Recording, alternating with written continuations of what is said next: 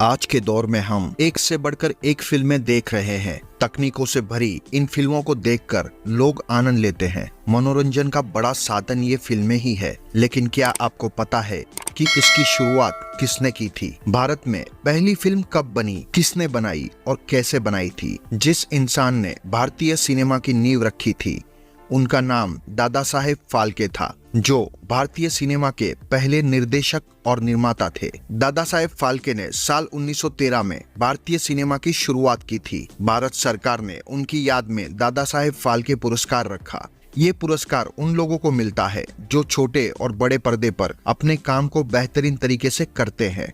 दादा साहेब फाल्के कौन थे और उन्हें सिनेमा का आइडिया कैसे आया, इसके पीछे भी दिलचस्प किस्सा है। 30 अप्रैल साल 1870 को महाराष्ट्र के नासिक शहर के त्रिंबक जिले में दादा साहेब फाल्के का जन्म हुआ था। दादा साहेब फाल्के का असली नाम धुंधीराज गोविंद फाल्के था, जो एक मराठी ब्राह्मण परिवार से ताल्लुक रखते थे। उनके पिता गोविंद सदाशिव फाल्के नासिक के जाने माने विद्वान थे और उन्होंने अपने बेटे धुंधीराज गोविंद को भी कई विद्याएं सिखाई थी। दादा साहेब फाल्के को बचपन से ही कला में रुचि रही थी और वो कला के क्षेत्र में ही कुछ करना चाहते थे। दादा साहेब फाल्के ने साल 1885 में जे स्कूल ऑफ आर्ट में एडमिशन लिया और वहां से लगभग 5 साल की पढ़ाई पूरी करने के बाद साल 1890 में बड़ौदा के राजा सियाची राव के कला भवन में एडमिशन लिया। यहाँ दादा साहेब फाल्के ने चित्रकला और फोटोग्राफी सीखी। इसके बाद उन्होंने आगे फोटोग्राफी में ही काम शुरू किया। साल 1885 में ही दादा साहेब फाल्के की शादी हुई,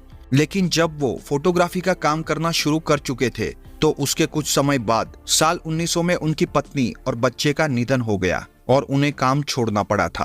पत्नी और बच्चे के जाने के बाद दादा साहेब फाल्के बहुत टूट गए थे, लेकिन जब वो इस सदमे से बाहर आए तो फिर से काम करने के बारे में सोचने लगे। दादा साहेब फाल्के जब अंग्रेजी फिल्में देखते थे तब उनके मन में ख्याल आता था कि भारतीय संस्कृति पर भी फिल्में बननी चाहिए, लेकिन फिल्में बनती कैसे है इसका उन्हें कोई आइडिया नहीं था। उन्हीं दिनों दादा साहेब फाल्के की मुलाकात जर्मन मैजिशियन से हुई, जिसने उन्हें फोटोग्राफी के और भी ट्रिक्स सिखाए जिससे वो फिल्म बना सकते थे। फिर भी फिल्म बनाने के लिए इतना काफी नहीं था। साल 1912 में किसी तरह जुगाड़ करके दादा साहेब फाल्के लंदन गए। यहाँ वो सबसे पहले वीकली मैगजीन के एडिटर से मिले और उस एडिटर ने दादा साहेब फाल्के को एक निर्देशक और निर्माता से मिलवाया जो उस दौर में फेमस थे।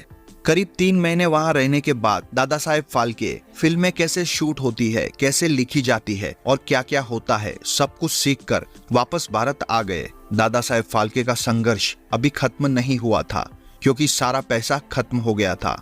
तो फिल्म कैसे बनाई जाए, इसलिए उनकी दूसरी पत्नी सरस्वती फाल्के ने उन्हें अपने गहने दिए, जिन्हें बेचकर दादा साहेब फाल्के ने पहली फिल्म राजा हरिश्चंद्र बनाई। ये फिल्म बनाना आसान नहीं था, क्योंकि हरिश्चंद्र के लिए एक्टर मिल गया, लेकिन महारानी तारामती का रोल करने के लिए कोई नहीं मिला। दरअसल उस दौर में महिलाएं फिल्में करना तो दूर, देखना भी नापसंद करती थी। बहुत सोच के बाद दादा साहेब फाल्के एक आदमी को बुलाकर लाए जिसे वो जानते थे और उसे रानी का रोल दे दिया।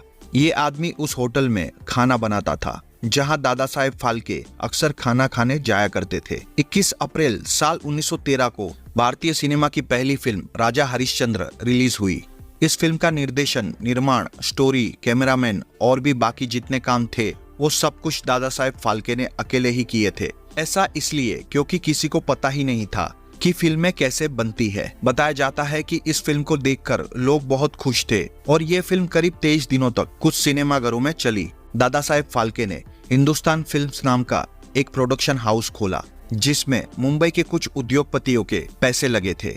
उन्होंने हमेशा पौराणिक कथाओं पर आधारित फिल्में बनाने पर जोर दिया। उन्होंने लंका दहन, मोहिनी भस्मासुर, कालिया मर्दन और कृष्णा जैसी फिल्में बनाई और ये सभी मूक फिल्में थी। समय बीतता गया और लोग इस लाइन से जुड़ने लगे। बोलने वाली फिल्में भी आई। बाद में दादा साहेब फाल्के ने हिंदुस्तान फिल्म्स से इस्तीफा दे दिया और फिल्में बनाना भी बंद कर दिया। दादा साहेब फाल्के ने 1-2 बोलने वाली फिल्में ही बनाई थी, जिसके बाद उनका स्वास्थ्य भी बिगड़ने लगा। जब फिल्म इंडस्ट्री में अलग अलग लोग आए तो वो अपने हिसाब से फिल्में बनाने लगे। दादा साहेब फाल्के को कई लोगों ने पुराने जमाने का कहकर छोड़ दिया। अंतिम दिनों में वो काफी अकेले हो गए थे। हालांकि उन्हें इस बात की खुशी थी कि जो वो करना चाहते थे वो उन्होंने किया। 16 फरवरी साल 1944 को दादा साहेब फाल्के का निधन हो गया। बाद में आजादी की लड़ाई हुई और लोगों ने उन्हें भुला दिया। हालांकि साल 1969 में भारत सरकार ने उन्हें फिर याद किया और दादा साहेब फाल्के पुरस्कार की घोषणा की। तब से अब तक करीबन 54 कलाकारों को दादा साहेब फाल्के पुरस्कार से सम्मानित किया जा चुका है।